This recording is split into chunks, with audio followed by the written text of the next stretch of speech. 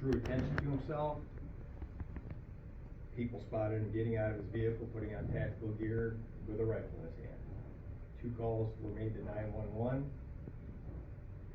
One of the people that spotted him actually engaged him. He was a deacon of our church, came to church late, and he decided to make himself breakfast. And so he said something to the guy, and the guy just grabbed his rifle, and he had put on sound savers. He was pretty confident. And he walked around the front of the building to a door that never gets used, doesn't even get unlocked. And the deacon jumped in his pickup and didn't know anything to do, and he hit him with the truck. Knocked him down right in front of a set of double doors and glass on each side. Was looking to see what had happened, see the guy was still moving, backed up, was going to hit him again with the truck. The guy filled the truck full of rounds, instantly shut the pickup down. That's when we could hear things starting in the building. I thought it was a mechanical noise, like a pipe hammering. And I kind of turned and looked into the room behind me where the parents are with their kids, and could see panic. And opened the door, said, "What was that noise?" Thinking it was coming out of a little closet area in that room. And all I remember hearing was AR-15. And I started going for the door, and another woman who'd been in the lobby and seen a man shoot, who I don't even remember talking to. And they tell you don't remember things. She said, she came in, said, "There's a guy outside the front doors with a gun, there's a truck," and by that time I was already moving. I put my hand on her shoulder as I went by. I had no recollection. But then went out the front door and tried to make sense of the situation. Why is there a truck here? Why is it smoking? Who's this guy in full tactical gear? I don't know. He's on the ground with his back to me, trying to figure out what's going on. I see a fella in the park out in the grass. I realize who it is, put him together with the truck.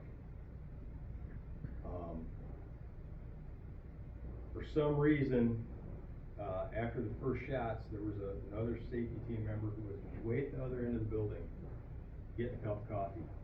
He had decided to mic up and be on safety that day because his wife wasn't there, and he figured if he sat alone, he had nobody to nudge him and keep him awake. So he was actually getting a cup of coffee, heard the first shots, and went out the west side of the building, came down the front, and took cover behind the AC unit, which was not recommended, but it was concealment. But he, so he was watching the guy, and I was holding the door like this, trying to figure out what was going on. And for some reason, I don't know, but I went back in the building. My brain just hadn't processed, evidently. And I think now that maybe the reason I went back in is because the other man might have been firing in that direction. But as I turned to go back in the building, another safety team member had set down his grandson and ran out, and he had ran kind of behind me. And as I turned to come back in the building, the guy turned around and shot in the building. Hit Ron in the leg and just swept up through the whole lobby. And so the safety, the security videos, I'm not sure how I got missed. After a couple days of looking at that stuff, I went back and checked the shirt I was wearing to see if there was holes in it that didn't get me. And but Ron got hit in the leg, spun around, threw himself, got into the hallway about like this. There's a wall here, and just grabbed his gun and stayed in the fight. He never shot, but I came around and engaged through the shattered windows. And this is the real condensed version, but after I'm not sure how many rounds, I stopped, and from what I could tell through the shattered window, he was down. He went out. I cleared the weapons from him, and the police were there within, looking at the security videos, within about 3 minutes of when he was hit by the pickup to the time that they came around and were covering him. But it was a lot of things that, you know, you teach in the classes, the tunnel vision, the exclusion of that stuff, yeah, I believe it all now.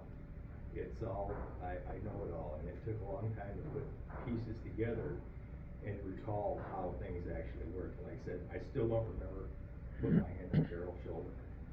But, so now I'm just been working with USCCA on church safety. I've spoke a couple times for them, kind of done some videos, and probably seen them on their website. And actually next weekend I'm having this course. Oh, great. Good for you. So